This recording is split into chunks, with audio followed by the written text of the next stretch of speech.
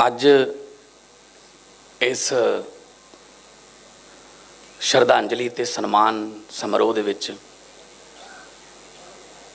ਸ਼ਾਮਿਲ श्री कल्वाकुंटला चंद्रशेखर राव जी, मुख्यमंत्री तेलंगाना, आम आदमी पार्टी के नैशनल कन्वीनर तो मुख्यमंत्री दिल्ली श्री अरविंद केजरीवाल जी, दोने राज्यों के चीफ सैकटरी साहबान, तेलंगाना के मिनिस्टर साहबान, MLA साहबान, MP जिन्हें भी मुख्यमंत्री साहब के नाल आए ने, मैं सारिਆਂ ਦਾ बहुत बहुत धन्यवाद करदा। बाकी जिन्हें भी परिवार किसानां ते जवानां दे जिहड़े परिवार जिन्हां ने अपने प्यारिਆਂ ਨੂੰ खोया, तुसीं इत्थे पहुंचे हो, मैं तुहाडा धन्नवाद करदा। जिस तरह पहला कहा गया कि यह श्रद्धांजलि समारोह है, कोई खुशी वाली गल नहीं, पर मैं तुहानूं सारिਆਂ ਨੂੰ पहला सब तो पहला सत श्री अकाल, नमस्कार, वाहिगुरू जी का खालसा, वाहिगुरू जी की फतेह। सियाणे कहंदे आ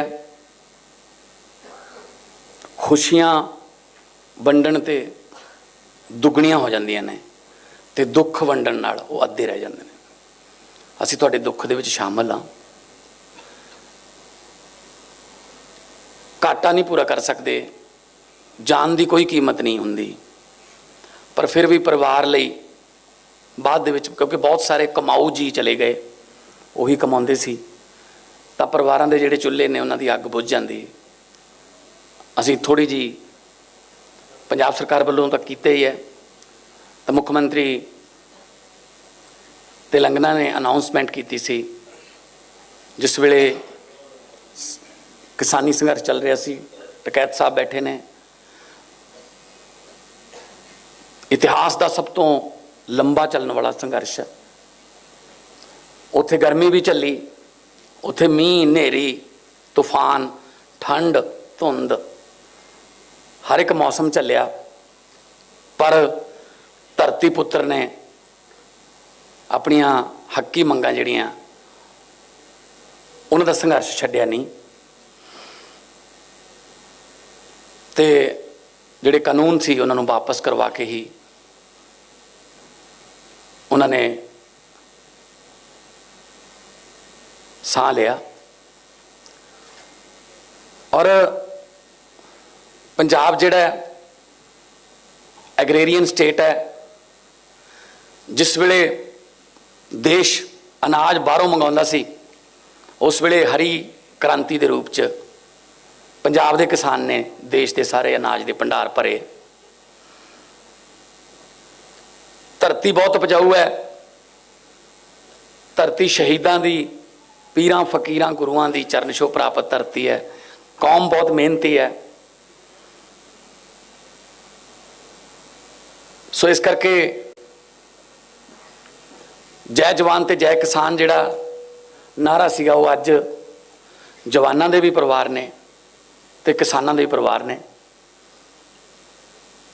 चंद्रशेखर राव जी, बहुत से परिवार ऐसे हैं, बहुत से जिनका एक भाई किसान है, दूसरा फौज में है, तो असली जय जवान और जय किसान आपको पंजाब में देखने को मिलेगा।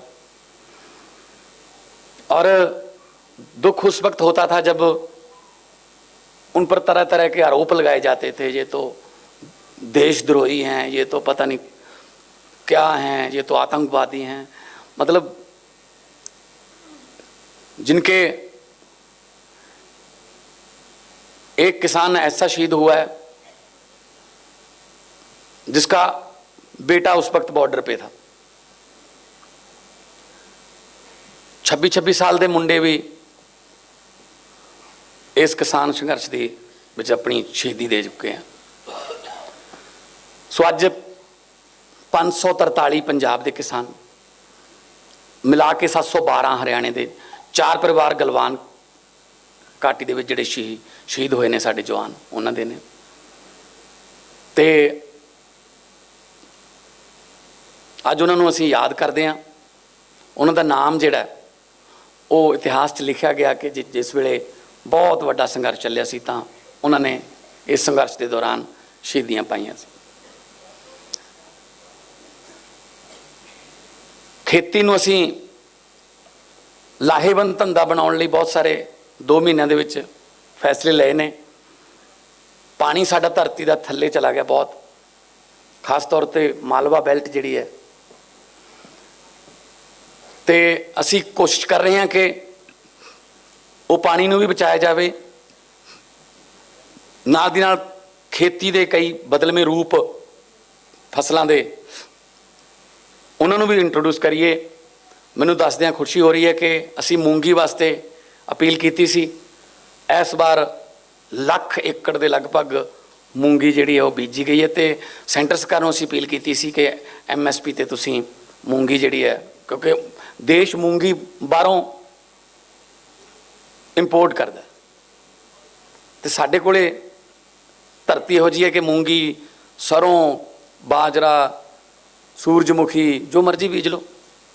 ਤਾਂ ਕੇਂਦਰ ਨੇ ਵੀ ਸਾਡੀ ਇਹ ਮੰਗ ਮੰਨੀ ਹੈ ਕਿ ਉਹ 5000 ਮੀਟ੍ਰਿਕ ਟਨ ਦੇ ਲਗਭਗ MSP ਤੇ ਮੂੰਗੀ ਜਿਹੜੀ ਹੈ ਉਹ ਉਠਾਉਣਗੇ। ਹੌਲੀ ਹੌਲੀ ਫਸਲਾਂ ਨੂੰ ਆਪਾਂ ਬਦਲ ਕੇ ਧਰਤੀ ਨੂੰ ਬਚਾ ਲਾਂਗੇ, ਕਿਉਂਕਿ ਗੁਰੂ ਨਾਨਕ ਸਾਹਿਬ ਨੇ ਕਿਹਾ ਪਵਨ ਗੁਰੂ ਪਾਣੀ ਪਿਤਾ ਮਾਤਾ ਧਰਤ ਮਹਤ। ਪਵਨ ਹਵਾ, ਹਵਾ ਨੂੰ ਗੁਰੂ ਦਾ ਦਰਜਾ, ਪਾਣੀ ਨੂੰ ਪਿਤਾ ਦਾ ਦਰਜਾ ਤੇ ਧਰਤੀ ਨੂੰ ਮਾਤਾ ਦਾ ਦਰਜਾ। ਪਰ ਬਦਕਿਸਮਤੀ ਨਾਲ ਅਸੀਂ ਇਹ ਤਿੰਨੋਂ ਦਰਜੇ ਕਾਇਮ ਨਹੀਂ ਰੱਖ ਸਕੇ। ਸਾਡੀ ਹਵਾ ਵੀ ਦੂਸ਼ਿਤ ਹੋ ਗਈ, ਸਾਡਾ ਪਾਣੀ ਜਿਹੜਾ ਉਹ ਵੀ ਗੰਦਲਾ ਹੋ ਗਿਆ, ਸਾਡੀ ਧਰਤੀ ਵੀ ਸਪਰੇਆਂ ਕਰ ਕਰਕੇ ਅਸੀਂ ਜ਼ਹਿਰੀਲੀ ਕਰ ਲਈ। ਇਹ ਤਿੰਨੇ ਦਰਜੇ ਆਪਾਂ ਮਿਲ ਕੇ, ਸਾਰੇ ਤੁਹਾਡੇ ਸਹਿਯੋਗ ਤੋਂ ਬਿਨਾਂ ਕੁਝ ਨਹੀਂ ਹੋਣਾ, ਮਿਲ ਕੇ ਆਪਾਂ ਇਹ ਤਿੰਨੇ ਦਰਜੇ ਕਾਇਮ ਕਰਨੇ ਆ। ਪੰਜਾਬ ਨੂੰ ਦੁਬਾਰੇ ਰੰਗਲਾ ਪੰਜਾਬ ਬਣਾਉਣਾ। ਇਸ ਸਬੰਧ ਦੇ ਵਿੱਚ ਅਸੀਂ ਫੈਸਲੇ ਲੈ ਰਹੇ ਹਾਂ ਬਹੁਤ ਸਾਰੇ। ਡਾਇਰੈਕਟ ਬਿਜਾਈ ਝੋਨੇ ਦੀ, ਉਹਦੇ ਵਾਸਤੇ ਅਪੀਲ ਕੀਤੀ। 1500 ਰੁਪਇਆ ਪਰ ਏਕੜ ਸਰਕਾਰ ਵੱਲੋਂ ਦੇਵਾਂਗੇ। ਬਹੁਤ ਸਾਰੇ NRIs ਨੇ, ਬਹੁਤ ਸਾਰੀਆਂ ਇੱਥੇ ਸੰਸਥਾਵਾਂ ਨੇ ਤੇ ਬਹੁਤ ਸਾਰੇ ਵੱਡੀਆਂ ਜ਼ਮੀਨਾਂ ਦੇ ਮਾਲਕਾਂ ਨੇ, ਉਹਨਾਂ ਨੇ ਵੀ ਅਨਾਉਂਸ ਕਰਤਾ। ਕਿਸੇ ਨੇ ਕਿਹਾ ਮੈਂ 3000 ਰੁਪਇਆ ਠੇਕਾ ਘਟਾ ਲੂੰਗਾ ਜੇ ਸਿੱਧੀ ਬੀਜੋਗੇ। ਕਿਸੇ ਨੇ NRI ਨੇ ਕਿਹਾ ਮੈਂ 2000 ਰੁਪਇਆ ਠੇਕਾ ਘਟਾ ਲੂੰਗਾ। ਤਾਂ ਕਿਸਾਨ ਜਿਹੜਾ ਕਰਜ਼ਈ ਹੋ ਗਿਆ, ਕਰਜ਼ੇ ਚੜ੍ਹ ਗਏ, ਅੱਗੇ ਦੀ ਅੱਗੇ ਵਿਆਜ ਤੋਂ ਵਿਆਜ, ਵਿਆਜ ਤੋਂ ਵਿਆਜ ਲੱਗੀ ਜਾਂਦਾ। ਤਾਂ ਜਦੋਂ मैं केजरीवाल जी, चंद्रशेखर जी, जब मैं पार्लियामेंट में पंजाब के किसानों की खुदकुशी का मुद्दा उठाता था तो मेरे पास तेलंगाना के, मेरे पास आंध्रा के, केरला के, तमिलनाडु के सांसद आते थे कि आज जो आप बोल रहे थे क्या पंजाब का किसान भी खुदकुशी करता है। मैंने कहा हाँ जी। तो उनको यकीन नहीं आता था कि पंजाब का किसान भी खुदकुशी कर सकता है। हमें तो ये लगता था कि पंजाब का किसान तो बहुत ही खुशहाल है, गिद्धा भंगड़ा वहाँ पे मेले लगते हैं। मैंने कहा जी नहीं, वो नहीं रहा इस तरह का पंजाब। कुछ माड़े फैसले सरकारां दे होए, मारां कुदरत दीयां पईयां कई, तां जिहड़ा किसान है, अन्नदाता जिहड़ा है वो भिखारी बना के रखता। असीं कोशिश कर रहे हैं कि अन्नदाते नूं भी दाते दा दर्जा जिहड़ा है, दातां वंडण वाले दा दर्जा जिहड़ा है वो कायम रखीए। सो 3 ਲੱਖ ਰੁਪਈਆ ਪਰ ਫੈਮਿਲੀ ਜਿਨ੍ਹਾਂ ਦੇ ਕਿਸਾਨ ਸੰਘਰਸ਼ ਦੇ ਵਿੱਚ ਸ਼ਹੀਦੀਆਂ ਪਾਈਆਂ ਨੇ ਉਹਨਾਂ ਨੂੰ, ਤੇ 10 ਲੱਖ ਰੁਪਈਆ ਗਲਵਾਨ ਘਾਟੀ ਦੇ ਯੋਧਿਆਂ ਨੂੰ ਜਿਨ੍ਹਾਂ ਨੇ ਦੇਸ਼ ਦੀ ਆਜ਼ਾਦੀ ਨੂੰ ਕਾਇਮ ਰੱਖਣ ਲਈ ਆਪਣੀਆਂ ਜਾਨਾਂ ਦਿੱਤੀਆਂ। ਆਜ਼ਾਦੀ ਲੈਣ ਵਾਸਤੇ ਵੀ 90% ਕੁਰਬਾਨੀਆਂ ਪੰਜਾਬ ਦੀਆਂ, ਤੇ ਆਜ਼ਾਦੀ ਨੂੰ ਕਾਇਮ ਰੱਖਣ ਲਈ ਵੀ ਅੱਜ ਸਾਡੇ ਜਵਾਨ ਜਿਹੜੇ ਨੇ ਉਹ ਸੀਨਾ ਤਾਣ ਕੇ ਖੜੇ ਨੇ। ਜਿਸ ਵੇਲੇ ਆਪਾਂ AC ਲਾ ਕੇ ਸੁੱਤੇ ਪਏ ਹੁੰਦੇ ਆ, ਉਹ ਗੰਗਾ ਨਗਰ ਦੇ ਜੈਸਲਮੇਰ ਦੇ 50 ਡਿਗਰੀ ਸੈਲਸੀਅਸ ਗਰਮੀ ਦੇ ਵਿੱਚ ਉਹ ਆਪਣੀ ਰੱਖਿਆ ਕਰ ਰਹੇ ਹੁੰਦੇ ਨੇ। ਜਿਸ ਵੇਲੇ ਸਰਦੀਆਂ 'ਚ ਆਪਾਂ ਹੀਟਰ ਲਾ ਕੇ ਪਏ ਹੁੰਦੇ ਆ, ਉਹ ਕਾਰਗਿਲ ਦੇ ਵਿੱਚ ਉਹ ਬਰਫਾਂ ਪਹਾੜਾਂ ਦੇ ਵਿੱਚ -20 ਡਿਗਰੀ 25 ਡਿਗਰੀ ਟੈਂਪਰੇਚਰ ਦੇ ਵਿੱਚ ਆਪਣੀ ਰਾਖੀ ਕਰ ਰਹੇ ਹੁੰਦੇ ਨੇ। ਸੋ ਉਹਨਾਂ ਦੀ ਕੁਰਬਾਨੀ ਦਾ ਕੋਈ ਮੁੱਲ ਨਹੀਂ ਦੁਨੀਆ ਦੀ ਕਿਸੇ ਕਰੰਸੀ 'ਚ। ਸੋ ਅੱਜ ਉਹਨਾਂ ਨੂੰ ਆਪਾਂ ਯਾਦ ਕਰ ਰਹੇ ਹਾਂ, ਸਲੂਟ ਕਰ ਰਹੇ ਹਾਂ। ਤੇ ਮੈਂ ਜਿੰਨੇ ਵੀ ਮਹਿਮਾਨ ਸਾਡੇ ਤੇਲੰਗਾਨਾ ਤੋਂ ਆਏ ਨੇ, ਦਿੱਲੀ ਤੋਂ ਸਾਡੇ ਅਫਸਰ ਸਾਹਿਬਾਨ ਆਏ ਨੇ, ਔਰ ਜਿੰਨੇ ਵੀ ਕਿਸਾਨ ਨੇਤਾ ਜਾਂ ਕਿਸਾਨ ਯੂਨੀਅਨਾਂ ਨਾਲ ਜੁੜੇ ਹੋਏ ਲੋਕ ਆਏ ਨੇ, ਵੱਖ-ਵੱਖ ਕਿਸਾਨ ਯੂਨੀਅਨ ਨਾਲ ਤੁਸੀਂ ਜੁੜੇ ਹੋਏ ਹੋ।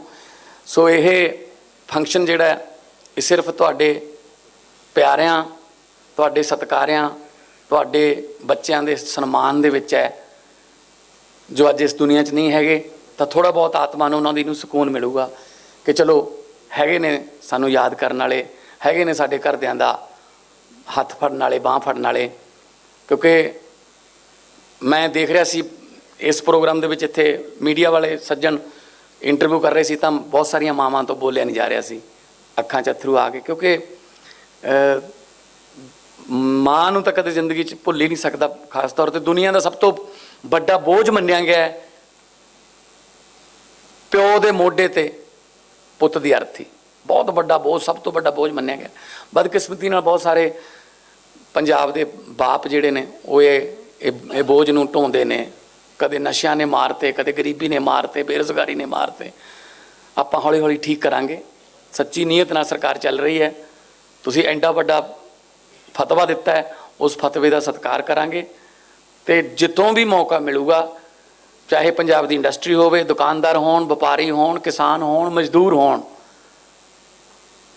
ਜਿਹੜਾ ਵੀ ਪੰਜਾਬ ਦੇ ਵਿੱਚ 3.25 ਕਰੋੜ ਪੰਜਾਬੀ ਹੈ, ਜਿਹੜਾ ਪੰਜਾਬ ਦਾ ਪਾਣੀ ਪੀਂਦਾ, ਪੰਜਾਬ ਦਾ ਅੰਨ ਖਾਂਦਾ, ਉਹਦੀ ਸੁਰੱਖਿਆ ਦੀ, ਉਹਦੇ ਵਪਾਰ ਨੂੰ ਵਧਾਉਣ ਦੀ, ਉਹਦੇ ਕੰਮਕਾਰ ਨੂੰ, ਉਹਦੇ ਬੱਚਿਆਂ ਨੂੰ ਨੌਕਰੀਆਂ ਦਿਵਾਉਣ ਦੀ ਅਤੇ ਉਹਨਾਂ ਦੇ ਚੁੱਲ੍ਹਿਆਂ ਦੀ ਅੱਗ ਬਚਾਉਣ ਦੀ ਜ਼ਿੰਮੇਵਾਰੀ ਤੁਸੀਂ ਮੇਰੀ ਲਾਈ ਹੈ। ਅਤੇ ਮੈਂ ਆਪਣੇ ਵੱਲੋਂ ਜਿੰਨੀ ਕੁ ਮੇਰੀ ਤੁੱਛ ਜਿਹੀ ਬੁੱਧੀ ਹੈ, ਮੈਂ ਤੁਹਾਡੇ ਨਾਲ ਸਲਾਹਾਂ ਕਰਕੇ ਆਪਣੇ ਵੱਲੋਂ ਮੈਂ ਫਿਊਚਰ ਦੇ ਵਿੱਚ, ਭਵਿੱਖ ਦੇ ਵਿੱਚ ਵੀ ਫੈਸਲੇ ਕਰਦੇ ਰਹਾਂਗੇ ਤਾਂ ਕਿ ਆਪਾਂ ਮੈਂ ਇਹ ਗੱਲ ਕਹਿਣਾ ਹੁੰਦਾ ਕਿ ਕਿਸਾਨਾਂ ਸਿਰ ਕਰਜ਼ਾ ਹੈ। ਮੈਂ ਕਿਸਾਨਾਂ ਨੂੰ ਕਰਜ਼ਾ ਮਾਫੀ ਨਹੀਂ, ਕਰਜ਼ਾ ਮੁਕਤੀ ਦਿਵਾਉਣੀ ਚਾਹੁੰਦਾ। ਸਾਨੂੰ ਕਿਉਂ ਲੈਣੇ ਪੈ ਰਹੇ ਨੇ ਕਰਜ਼ੇ? ਲੋੜ ਹੀ ਨਾ ਪਵੇ। ਇੰਨੀ ਫਰਟਾਈਲ ਧਰਤੀ ਹੈ, ਮੈਂ ਪੂਰੀ ਦੁਨੀਆ ਘੁੰਮੀ ਹੈ ਕਲਾਕਾਰ ਦੇ ਤੌਰ 'ਤੇ,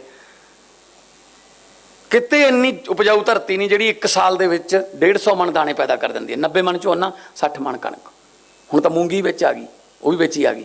ਸੋ ਸਾਡੀ ਜਿਹੜੀ ਧਰਤੀ ਹੈ ਦੁਨੀਆ 'ਚ, ਜਿੱਥੇ ਅਮਰੀਕਾ, ਕੈਨੇਡਾ, ਇੰਗਲੈਂਡ, ਅਸੀਂ 40-40 ਲੱਖ ਰੁਪਈਆ ਮਾਂ ਦੀਆਂ ਬਾਲੀਆਂ ਵੇਚ ਕੇ ਚੱਕ ਕੇ ਫਿਰਦੇ ਹਾਂ ਵੀ ਉੱਥੇ ਲੈ ਜਾਓ ਸਾਨੂੰ, ਉੱਥੇ ਧਰਤੀ ਜਿਹੜੀ ਆ ਉਹ ਮਸਾਂ 25-30 ਮਣ ਵਾਲੀ ਹੈ। ਕਿਉਂਕਿ 6-6 ਮਹੀਨੇ ਤਾਂ ਬਰਫ਼ ਹੀ ਪਈ ਰਹਿੰਦੀ ਹੈ। ਤੁਹਾਡੇ ਬਹੁਤ ਸਾਰੇ ਹੋਣਗੇ ਰਿਸ਼ਤੇਦਾਰ, ਦੋਸਤ ਜਿਹੜੇ ਬਾਹਰ ਰਹਿੰਦੇ ਨੇ, ਪਰ ਮੇਰੀ ਸਮਝ ਤੋਂ ਬਾਹਰ ਹੈ। 20-25 ਮਣ ਵਾਲੇ ਮੌਜਾਂ ਕਰੀ ਜਾਂਦੇ ਨੇ, 150 ਮਣ ਵਾਲੇ ਭੁੱਖੇ ਮਰੀ ਜਾਂਦੇ ਨੇ। ਕਿਤੇ ਨਾ ਕਿਤੇ ਲੀਡਰਸ਼ਿਪ 'ਚ ਕਮੀ ਰਹੀ। ਜਿਨ੍ਹਾਂ ਨੂੰ ਆਪਾਂ ਅੱਗੇ ਕਰਦੇ ਰਹੇ, ਉਹਨਾਂ ਨੇ ਆਪਣੇ ਹੱਕ 'ਚ ਕਾਨੂੰਨ ਨਹੀਂ ਬਣਾਏ। ਆਪਾਂ ਉਹਨਾਂ ਦੇ ਹੱਕ 'ਚ ਬਹੁਤ ਭੁਗਤਦੇ ਰਹੇ, ਉਹ ਆਪਣੇ ਹੱਕ 'ਚ ਨਹੀਂ ਭੁਗਤੇ। ਸੋ ਮੈਂ ਸਾਰੇ ਜਿੰਨੇ ਵੀ ਇੱਥੇ ਤੁਸੀਂ ਪਹੁੰਚੇ ਹੋ, ਜਿਹੜੀ ਸ਼ਹੀਦੀ ਆ ਉਹ ਛੋਟੀ ਵੱਡੀ ਨਹੀਂ ਹੁੰਦੀ। ਸ਼ਹੀਦੀ ਦੇ ਵਿੱਚ ਕੋਈ ਰੈਂਕ ਨਹੀਂ ਹੁੰਦਾ, ਕਿਉਂਕਿ ਗੋਲੀ ਇਹ ਨਹੀਂ ਦੇਖਦੀ ਕਿ ਮੈਂ ਇੱਕ ਸਿਪਾਹੀ ਦੇ ਸੀਨੇ ਵੱਲ ਨੂੰ ਚੱਲੀ ਹਾਂ ਜਾਂ ਮੈਂ ਕਿਸੇ ਸੂਬੇਦਾਰ ਦੇ ਜਾਂ ਜਰਨੈਲ ਦੇ ਜਾਂ ਕਰਨਲ ਦੇ ਜਿਹੜੇ ਸੀਨੇ ਵੱਲ ਨੂੰ ਚੱਲੀ ਹਾਂ। ਅਤੇ ਮਾਂ ਹਮੇਸ਼ਾ ਪੁੱਤ ਜੰਮਦੀ ਹੈ। ਮਾਂ ਕੋਈ ਮਤਲਬ ਸ਼ਰਾਰਤੀ ਅਨਸਰ ਜਾਂ ਕੋਈ ਸਮਾਜ ਵਿਰੋਧੀ ਨਹੀਂ ਜੰਮਦੀ। ਮਾਹੌਲ ਕਈ ਵਾਰੀ ਇਸ ਤਰ੍ਹਾਂ ਦਾ ਹੋ ਜਾਂਦਾ। ਸੋ ਮੈਂ ਸੱਚੇ ਦਿਲੋਂ ਸ਼ਰਧਾਂਜਲੀ ਦਿੰਦੇ ਹੋਏ ਚੰਦਰ ਸ਼ੇਖਰ ਰਾਓ ਜੀ CM ਤੇਲੰਗਾਨਾ ਦਾ ਔਰ ਮਾਨਯੋਗ ਆਮ ਆਦਮੀ ਪਾਰਟੀ ਦੇ ਸੰਸਥਾਪਕ ਅਰਵਿੰਦ ਕੇਜਰੀਵਾਲ ਜੀ ਦਾ ਤੁਹਾਡੇ ਵੱਲੋਂ ਬਹੁਤ ਬਹੁਤ ਧੰਨਵਾਦ ਕਰਦਾ। ਔਰ ਮੈਂ ਇਹੀ ਪ੍ਰਮਾਤਮਾ ਅੱਗੇ ਅਰਦਾਸ ਕਰਦਾ ਕਿ ਪ੍ਰਮਾਤਮਾ ਜਿਹੜੇ ਵਿਛੜ ਗਏ ਸਾਥੋਂ, ਉਹਨਾਂ ਦੀ ਆਤਮਾ ਨੂੰ ਸ਼ਾਂਤੀ ਦੇਈ ਅਤੇ ਪਰਿਵਾਰਾਂ ਨੂੰ ਭਾਣਾ ਮੰਨਣ ਦਾ ਬਲ ਬਖਸ਼ੀ। ਬਹੁਤ ਬਹੁਤ ਧੰਨਵਾਦ। ਵਾਹਿਗੁਰੂ ਜੀ ਕਾ ਖਾਲਸਾ, ਵਾਹਿਗुरु जी की फतेह। बहुत बहुत आभार माननीय श्री भगवंत मान जी। निवेदन करूंगा माननीय श्री अरविंद केजरीवाल जी से कि वे भी इस अवसर पर अपनी संवेदनाओं की, अपनी भावनाओं की अभिव्यक्ति के लिए पधारे। श्री अरविंद केजरीवाल जी।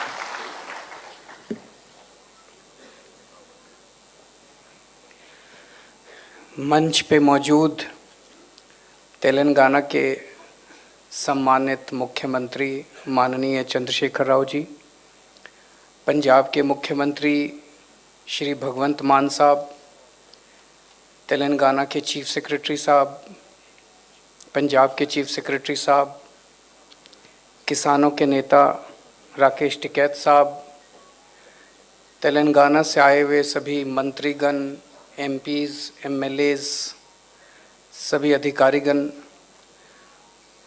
और हरियाणा और पंजाब से आए हुए उन सभी परिवारों को जिन्होंने गलवान घाटी में या किसान आंदोलन में अपनों को खोया है, आप सब लोगों को मेरा नमस्कार, आप सब लोगों को मेरा प्रणाम।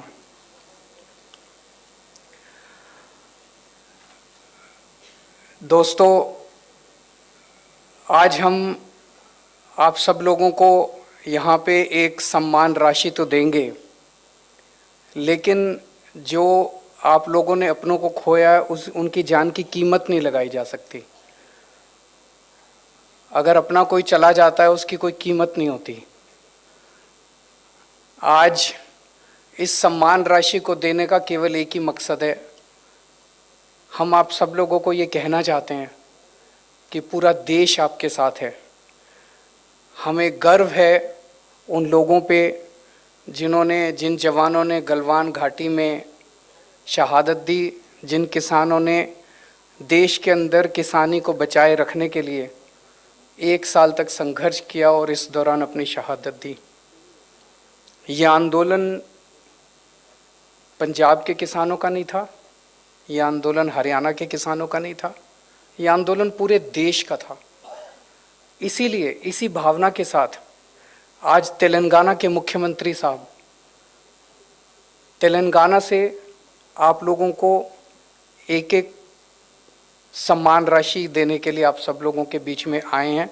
हम तेलंगाना के मुख्यमंत्री साहब का भी तहे दिल से शुक्रिया अदा करते हैं। पंजाब सरकार पहले ही उन सब परिवारों को सम्मान राशि के रूप में कुछ दे चुकी थी। आज तेलंगाना से आए हैं। ये दिखाता है कि सारा देश आपके साथ है। ये किसी एक राज्य या एक किसी वर्ग का आंदोलन नहीं था। मुझे याद है ये आंदोलन दिल्ली के बॉर्डर पे हुआ था और दिल्ली का मुख्यमंत्री होने के नाते मेरा अपनी तरफ से ये एक हवन था। अपनी तरफ से मैंने भी उसके अंदर थोड़ी बहुत आहुति दी। हम जो भी कर सकते थे हमने वो सब किया। मुझे याद है जब सबसे पहले पंजाब से और हरियाणा से किसान चले थे और किसान दिल्ली की तरफ कूच कर रहे थे और रास्ते में थे किसान, तभी हमारे पास केंद्र सरकार से एक फाइल आई